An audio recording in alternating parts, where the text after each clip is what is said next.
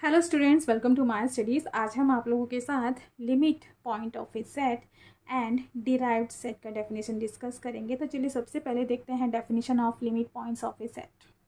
Late X be a topological space and let A be a subset of X. A point P belongs to space X is called a limit point or an accumulation point of A if and only if every neighborhood of P contains a point of A distinct from P, that is P belongs to X, is called limit point of A if and only if for each r greater than 0 A intersection of n r of P minus singleton P not equal 5।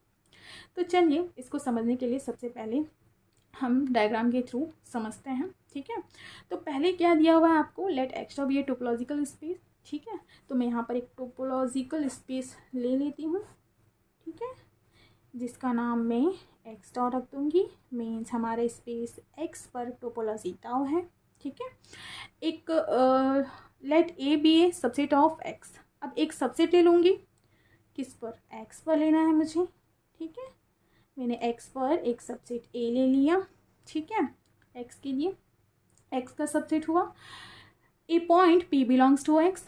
अब एक point भी ले लेती हूँ P, जो किस में belongs कर रहा है, X पे। इस कॉल्ड ए लिमिट पॉइंट और an accumulation point of A if and only if every neighbourhood of P contains a point of A distinct from P। मतलब P का जो नेबरहुड है, अब मैं एक ही नेबरहुड लेती हूँ P के लिए। ठीक है, अब इसका नेबरहुड ऐसे बनेगा जो P के पॉइंट्स को कंटेंस तो कर रहा है ना, P के पॉइंट्स को कंटेंस करेगा। और वो पॉइंट्स कैसे होंगे, P से अलग होंगे। ठीक है, तो P से अलग होंगे, यही तो बोला हुआ है, डिस्टिंक्ट फ्रॉम P। लेकिन यहाँ पर क्या बोल रहा है, एवरी नेबरहुड ऑफ P। तो P का हर एक नेबरहुड, मैंने एक नेबरहुड लिया हुआ है, तो P का हर एक नेबरहुड, मैं एक दूसरा नेबरहुड भी ले लेती हूँ ऐसा P के लिए। अब ऐसे मैं एक तीसरा नेबरहुड भी ले लेती हूँ P के लिए। ठीक है, इस तरह से मैं ले सकती हूँ अपने हिसाब से, मुझे जितने भी चाहिए। और इनका नाम क्या ले लूँगी, NR ले लूँगी। इन नेबरहुड्स को एक लेती तो मैं N लेती, अपने हिसाब से ले रही हूँ तो मैं NR ले रही हूँ, एक से अधिक ले रही हूँ तो मैं NR ले रही हूँ। इसीलिए यहाँ पर कंडीशन भी दिया है जहाँ R की वैल्यू क्या होगी, 0 से बड़ी होगी। ठीक है, तो यहाँ पर इस तरह से P का जो नेबरहुड्स हैं वो NR से मैं रिप्रेजेंट कर रही हूँ। तो ये जो NR है, P का नेबरहुड है, वो A के पॉइंट्स को कंटेन करके रखेगा और वो जो पॉइंट्स हैं P से अलग होंगे। ठीक है, तो इसी को मैं कंडीशन के फॉर्म में कैसे रिप्रेजेंट करूँगी, यहाँ पर दिया हुआ है A इंटरसेक्शन। ऑब्वियस है कि A के पॉइंट्स हैं, है ना, एंड ये क्या होंगे, P के नेबरहुड्स के पॉइंट्स हैं यहाँ पे।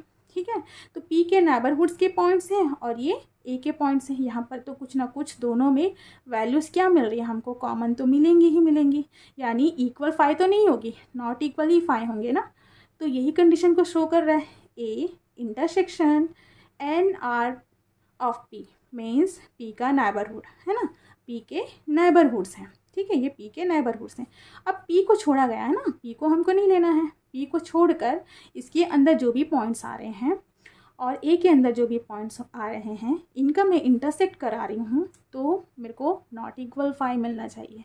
मतलब दोनों को इंटरसेक्ट कराने के बाद कुछ ना कुछ वैल्यूज़ मेरे को दोनों में कॉमन मिलनी चाहिए, इनका इंटरसेक्शन नॉट इक्वल 5 आना चाहिए। ठीक है, तब उस कंडीशन में ये जो P है ये A का लिमिट पॉइंट कहलाएगा। ठीक है, अगर इसमें आपको कोई भी डाउट होगा तो आप मुझे कमेंट्स में पूछ सकते हैं।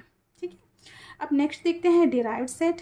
अब डिराइव्ड सेट क्या होता है, the set of all limit points of a set A is called derived set of A and is denoted by D of A और डी बी ऑफ ए। ठीक है, इस तरह से सेट ए की ऑल लिमिट पॉइंट्स का जो सेट होता है वही क्या कहलाएगा, डिराइव्ड सेट कहलाएगा उस ए का।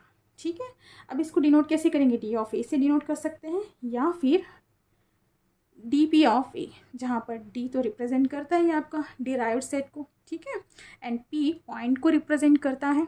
ठीक, इस तरह से डिराइव्ड सेट ऑफ ए, इस तरह से भी हम इसको रिप्रेजेंट कर सकते हैं। Thanks for watching students.